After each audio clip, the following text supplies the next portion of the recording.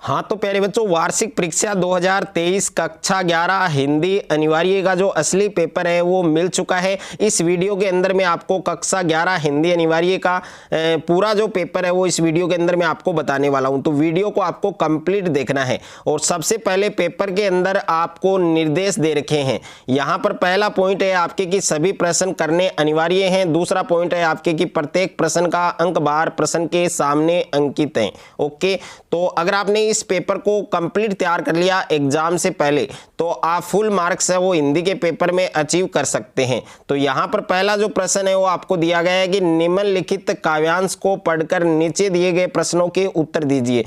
तो इसमें सबसे पहला जो प्रश्न है वो आपके काव्यांश का है। तो ये काव्यांश आपको अच्छे से पढ़ना है और इस काव्यांश में जितने भी आपको क्वेश्चंस दिए गए हैं प्रत्येक प्रश्न का उत्तर है वो आपको बताना है और प्रत्येक प्रश्न का उत्तर आपको इसी काव्यांश में मिलेगा। तो यहाँ पर पहला प्रश्न है आपके कि कवि ने धरती का असली स्वामी किसको बताया है।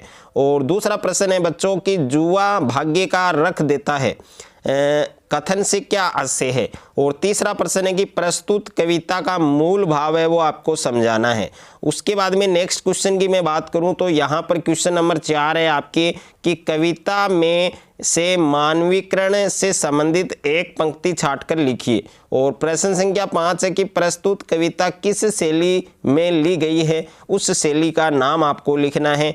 और उसके बाद में देखिए सेकंड जो क्वेश्चन आपको दिया गया है, यहाँ पर दूसरा प्रश्न आप देख सकते हैं कि निम्नलिखित गद्यांश को ध्यानपूर्वक पढ़कर पूछे गए प्रश्नों के उत्तर दीजिए। तो ये आपको गद्यांश दिया गया है जो आपको अच्छे से पढ़ना है और इस गद्यांश में जितने भी क्वेश्चंस हैं प्रत्येक क्वेश्चन का आंसर आपको बताना है और प्रत्येक क्वेश्चन का आंसर आपको इसी गद्यांश में मिलेगा। तो यहाँ पर पहला प्रश्न है कि गांधी जी ने विश्व के सामने क्या आदर्श उपस्थित किया। और प्रश्न संख्या 2 है कि विश्व प्रेम के अर्घदूत किन्हें कहा गया है।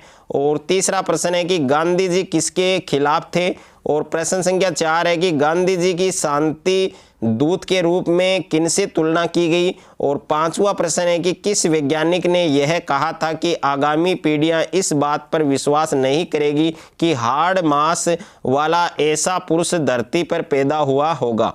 उसके बाद में देखिए प्रश्न संख्या 3 है बच्चों यहाँ पर कि निम्नलिखित में से कोई एक निबंध रचना का उत्तर आपको 300 शब्दों में देना है। तो यहाँ पर पहला निबंध है कि भारत किसान आंदोलन, दूसरा है आपके भारत में बढ़ती हुई महंगाई, तीसरा निबंध है कि भारत में बढ़ती हुई बेरोजगारी और चौथा आपके भ्रष्टाचार है, पांचवा आपके कोरोना यानी कोविड-19 एक महामारी। तो इसमें से एक निबंध आपको लिखना है और 300 शब्दों में लिखना है।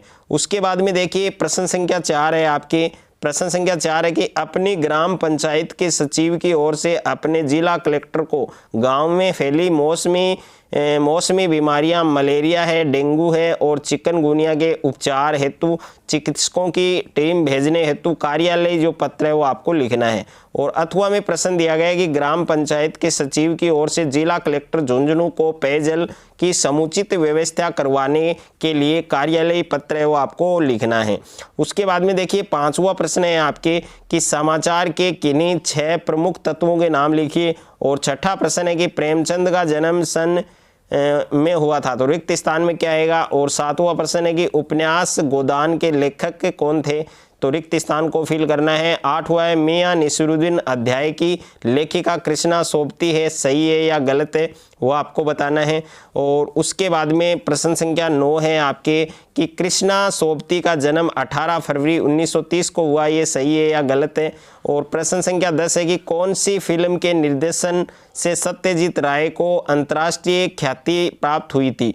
तो ए ऑप्शन में आपको दे रखा है अपराजिता, ब में आपके अप्पू का संसार, स में आपके पथेर पांचाली और द में आपके जल सादर। ओके, और उसके बाद में प्रश्न संख्या 11 है आपके कि पथेर पांचाली फिल्म को बनाने में सबसे बड़ी समस्या क्या थी।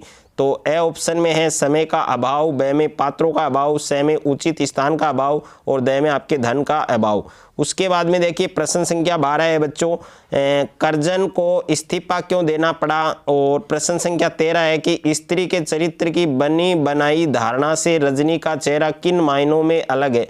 और प्रश्न संख्या 14 है कि मानव शरीर का निर्माण किन पंच तत्वों से हुआ है। और प्रश्न संख्या 15 है कि मीरा ने सहज मिले अविनाशी क्यों कहा है।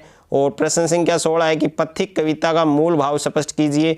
और उसके बाद में प्रश्न संख्या 17 है कि दैन्य दुख का नीरव रोदन, कवि ने किसान के रोदन को नीरद क्यों कहा है। और प्रश्न संख्या 18 है कि संगीत क्षेत्र की लता अनिभिषिक्त सामग्री है, इसको आपको समझाना है। और प्रश्न संख्या 19 है कि चेल वांजी किसे कहते हैं, यह कुएं के भीतर कैसे काम करते हैं। तो प्रत्येक प्रश्न का उत्तर है वो आपको बताना है। पूरा जो पेपर है वो आपके मोस्ट इम्पोर्टेंट है, प्रत्येक प्रश्न आपके वेरी वेरी इंपॉर्टेंट हैं, इनमें से आने के 100% चांस हैं। पूरा पेपर आपको अच्छे से तैयार करना है। अगर आपको ये वीडियो अच्छा लगे तो वीडियो को आप ज़्यादा से ज़्यादा बच्चों के साथ शेयर करें, ज़्यादा से ज़्यादा वीडियो को लाइक करें, और चैनल पर आप नए हैं तो चैनल को आप सब्सक्राइब कर लीजिए और साथ में नोटिफिकेशन बेल को प्रेस कर लीजिए।